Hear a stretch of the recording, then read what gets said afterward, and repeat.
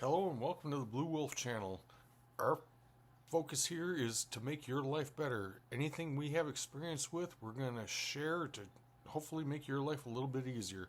It could be money, it could be food, it could be just about anything that we find important. Thank you for listening and enjoy your video.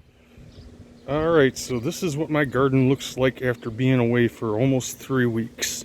I had a family emergency I had to travel out of state for, and my neighbor was nice enough to cut my grass, but I didn't leave any instructions on the garden, so it pretty well went wild.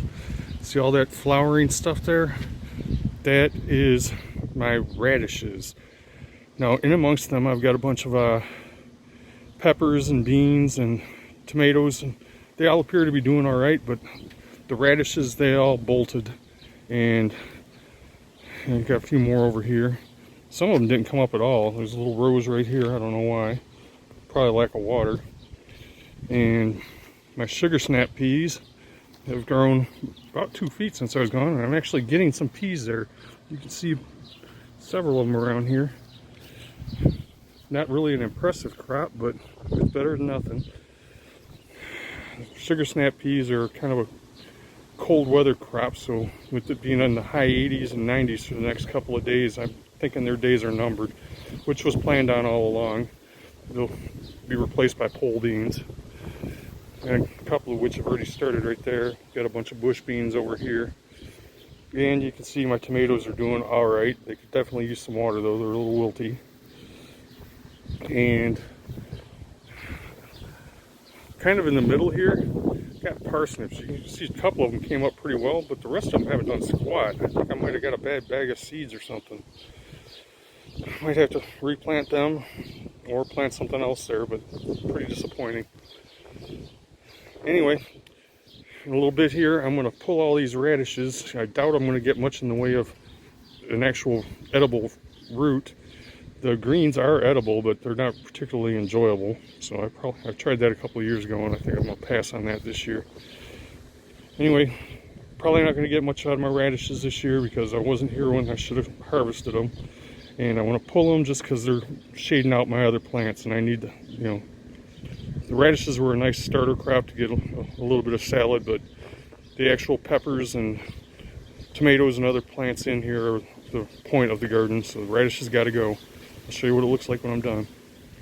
Alright, so this is what it looks like after I cleaned out all the radishes and weeds that didn't have any problem growing under them.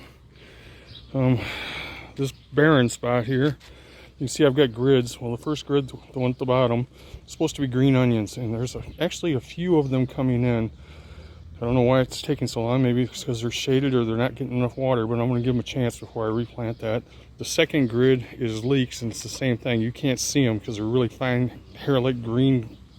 Looks like grass at this point, but it's not. And that last one, that's parsnips. That's a total bust. Probably have to replant it or think of something to plant there. I'm not really sure. And this is the byproduct. Got no icicles. Some of the globes give me a little bit, and a bunch more over here. Out of all that, I'd be lucky to get a pint of freaking edible radishes. Next step will be to pull the weeds from the outside and cut the sugar snap peas off that are ready to go. And here's today's harvest so far. Got some onions from last year that were going to seed, so I pulled them, and I trimmed all the sugar snap peas. It looks like I got almost a quart of them.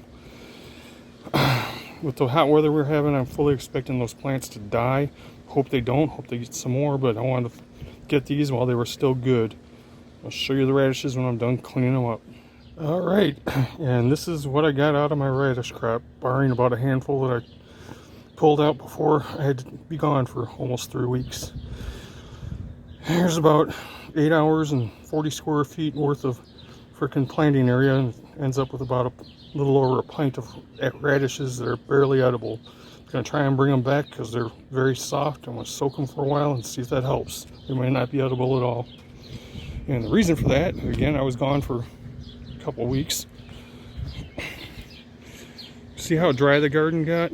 That soaker hose has been running for half an hour and most of it is just soaking in right where it's at. By now, normally if this thing had its normal moisture levels, the whole area would be damp. And granted, I usually leave it on 2 or 3 hours to get a good soak, but it's just showing how dry it got with me being gone and nobody paying attention to it. I guess the lesson I have for today, for me, is to find somebody else that plants a garden too, and if I have to be gone, ask them to look after mine and be willing to do that for them in the future. My buddy Garen would call that building community. Anyway, that's where I am today. That's it for me fighting at the garden. The next step is to figure out what I'm going to do with that area of, well, failed parsnips. I got 3 4-foot squares that got to get something put in them.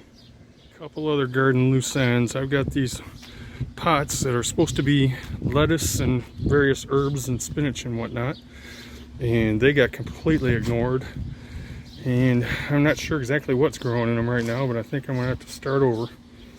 And one last thing is, one of my trees or overgrown bushes or whatever it is in the garden is, you can maybe see a little bit, got a bunch of red and black berries on them. I believe it's a mulberry bush or tree. The reason for that is because once that thing gets going real strong, all the bird poop in the neighborhood's purple. It's up too high for me to get to them to try and eat them, and by the time it hits the ground it's nasty. So, but anyway, my fruit tree is blooming.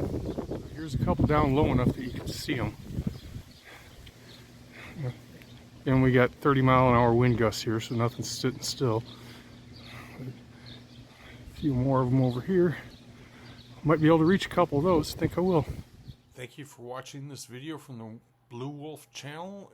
If you enjoyed your content and want to see more, please hit the like and subscribe buttons down below. Thank you. Good day.